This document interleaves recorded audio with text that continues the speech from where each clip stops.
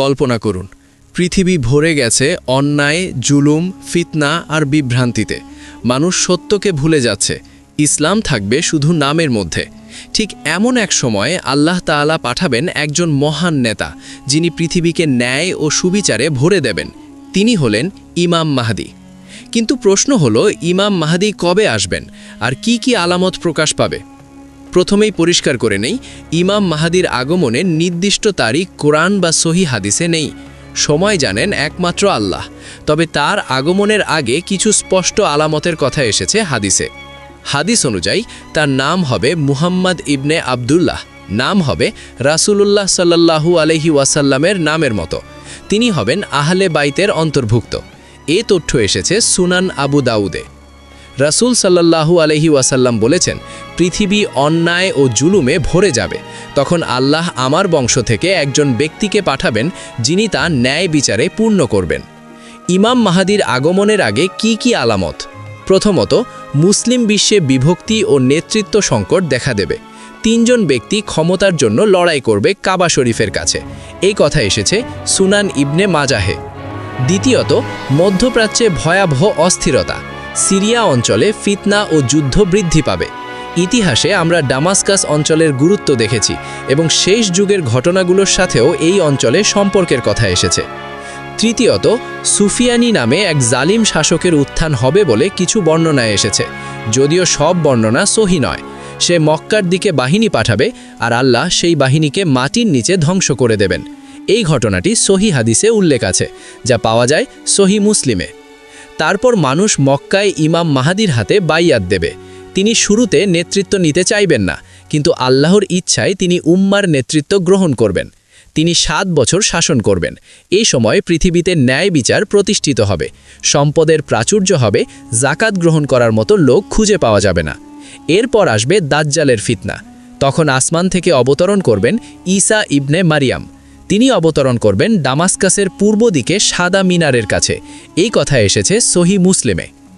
ইমাম মাহদী ও ঈসা আলাইহিসসালাম একসাথে দাজ্জালের বিরুদ্ধে লড়াই করবেন। শেষ পর্যন্ত দাজ্জাল নিহত হবে। প্রশ্ন হলো, আমরা কি সেই সময়ের কাছাকাছি? হাদিসে আরও কিছু সাধারণ আলামতের কথা এসেছে। সময় দ্রুত চলে যাবে, ফিতনা বৃদ্ধি পাবে, অশ্লীলতা ছড়িয়ে পড়বে, আমানত নষ্ট হবে, জ্ঞান কমে যাবে, অজ্ঞতা বাড়বে। এসব লক্ষণ কি আজকের পৃথিবীতে নেই? তবে মনে রাখতে হবে, মাহদী আসবেন কি না, কবে আসবেন, এ নিয়ে অতিরিক্ত জল্পনা নয়। আমাদের কাজ হলো নিজেকে প্রস্তুত করা, ঈমান মজবুত করা, নামাজ, রোজা, হালাল হারাম মেনে চলা।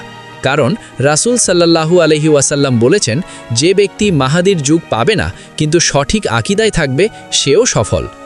সবচেয়ে গুরুত্বপূর্ণ প্রশ্ন হচ্ছে, তার চেহারা দেখতে কেমন? হাদিসে তার কিছু বৈশিষ্ট্যের কথাও এসেছে। কপাল প্রশস্ত হবে, নাক উঁচু ও সরু হবে, চেহারায় নূরের আভা থাকবে। এই বর্ণনাগুলো পাওয়া যায় সুনান আবু দাউদে। কিন্তু মনে রাখতে হবে, শুধু চেহারা দিয়ে মাহদী চিনা যাবে না। সবচেয়ে বড় পরিচয় হবে তার তাকওয়া ও ন্যায় বিচার। হাদিসে এসেছে, মাহদীর সময় সম্পদের প্রাচুর্য হবে।